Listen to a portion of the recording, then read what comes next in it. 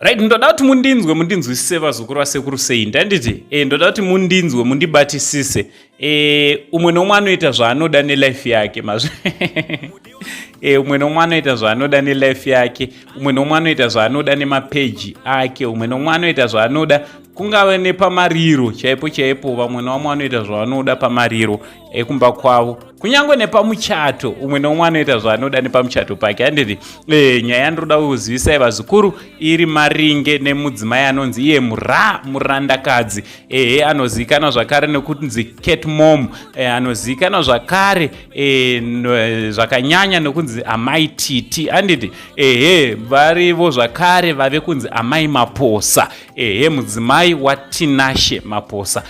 Nyaya yandiroda kutaura inyaya yemuchato wamai titi ne-entrance fee yavepo kuti unge uri unoona muchato wamai titi pamhepo apa. Handiti asi chekutanga, kana uri munyowani usati wasubscribe paSaint TV, I kindly ask you to subscribe, turn on your notification bell so that every time we upload a video you will be notified. Also don't forget to like and follow us on our Facebook page rakanzi iro Saint TV, nekuinstagram zvakare tinobatika ikoko kuaccount yedu yakanzi Saint TV official.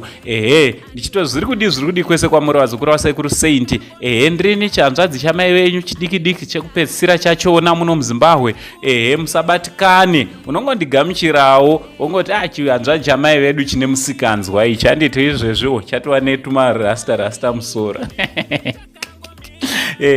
Vazukuru, nyaya yandiringotaura yekuti munhu anoita zvaanoda, ndakatoitawo zvandoda nemusoro wangu. Richatokura richatosvika kumusana makatarisa saizvozvi.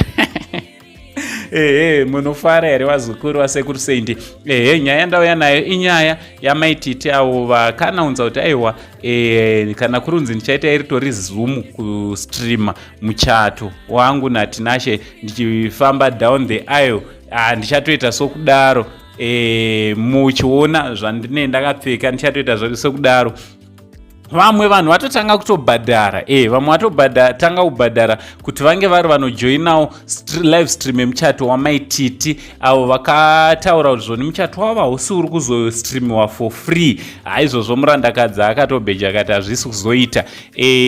Hameno munozviona sei? I think ndo muchato chave kutanga muZimbabwe wemacelebrities kunge uri unostreamiwa uchionekwa nevanenge vakabhadhara. Kutobhadhara chako iwewo wakatontarisa kutobhadhara menoti mari. Handiti endai kupeji kwamaititi muchanohwa kuti munobhadhara sei uye mari. Kana kuri muchatumira neworld remit, vamwe vari kutumira nemukuru, kana muchaisa ekokesha beno. But muchato wamaititi hausi uchazoitwa for free semimwe muchato yese yakamboitwa mashure.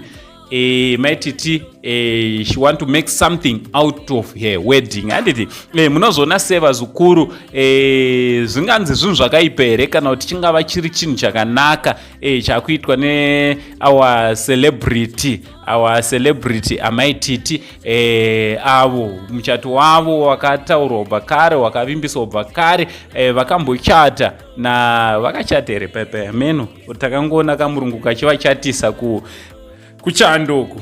So ndo vamwe chete vachanga vachichata.